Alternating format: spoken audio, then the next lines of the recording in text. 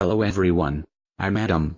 Today I will show you different types of elevators. In the industry of elevators, there are many types of companies. I will show you some pictures of some of the brands. First we can look at one of James 28439's favorite elevator, the Dover Impulse. One amazing elevator. Here are some pictures of the Dover Impulse. You may also see these fixtures on some ThyssenKrupp elevators. Reason for this is that ThyssenKrupp modernized the Dover Impulse elevator, so they put their logo on the indicator. It is known as a Thyssen Dover because of the fixtures. The logo for the company is by the indicator. Here are some pictures of the Dover and ThyssenKrupp logo by the indicator. Notice how it's in the same spot. You see the logos. They're on the left below the indicator. Here, I will put some arrows on the screen to point them out. That's about it for the Dover and Thyssen Dover Impulse elevators. Next we will look at some regular Dovers. Here are some regular Dover elevators. We got the call station and the car panel. These buttons are cool to push. These elevators are not as cool as the Dover Impulse in my opinion. Let's look at the indicator. This is a light bulb indicator. The floor numbers light up. There is also a digital floor indicator. Let's look at it. This one lights up the floor Europe with digital lights. The light below it that is off is the emergency light. Power were to be shut off to the elevator, or there is a power outage, this light would turn on to light up the car. Next elevator type will be Schindler HT. Here are two pictures of the Schindler HT. I have many photos of this, so as I talk about it, I will have the pictures change. So the picture on the left is the call station.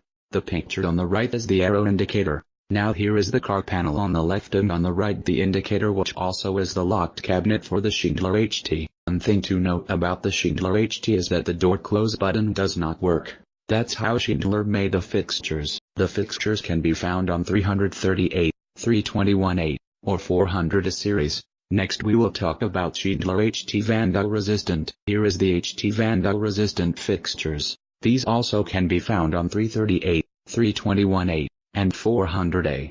The buttons are nothing like the regular HT fixtures. They are round unlike the HT fixtures. Here is one more picture. This is the call station. Sorry about the quality of the photo. Anyway, let's move on to our last Schindler elevator. The last Schindler elevator before we move on to some other types is the Schindler entry elevator. As you can see, this elevator has square buttons and a line on top of the button for the light. Also a digital indicator. Here is the down arrow call station with the empty fixture. One amazing elevator. Now we will move on to Otis Series 1. Here's some pictures of the Otis Series 1. I was able to fit 4 pictures on the screen this time. Anyway, here is the Otis Series 1. The main floor has an indicator with numbers and the direction the elevator is going. What's cool about these fixtures is that when you press a floor number in the elevator, a beeper will sound. The beeper is a confirmation sound, meaning the elevator will go to that floor. It will not beep if a floor is locked out. Forgot to mention that if you are at a locked floor, you can call the elevator and it will go to the locked floor. The fixtures don't matter for this. If you have to get the elevator to a locked floor, you can call it and it will come to you. Back to Otis Series 1. Anyway, the indicator for the direction or floor that the car is at is normally green. Also, fun fact about the buttons are a little harder to push. You may need to use a little more force to press it. That's about it for Otis Series 1. We'll now look at one more Otis elevator since there's so many. We'll look at Otis Series 2. Here is Otis Series 2. We won't spend too much time on it. You got the call station, the indicator, and the car panel. So that's it for Otis Series 2.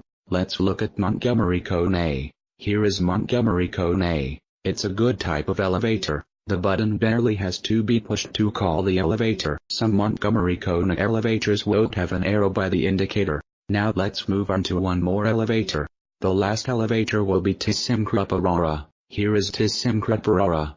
It's good ThyssenKrupp fixture for the elevator. That's it for this episode. Make sure to take the quiz. You must get a 7 out of 10 to pass. If you don't send a blog to me, the blog will allow James 28439 to allow you to take another attempt. Until the next episode, I will see you later. Bye.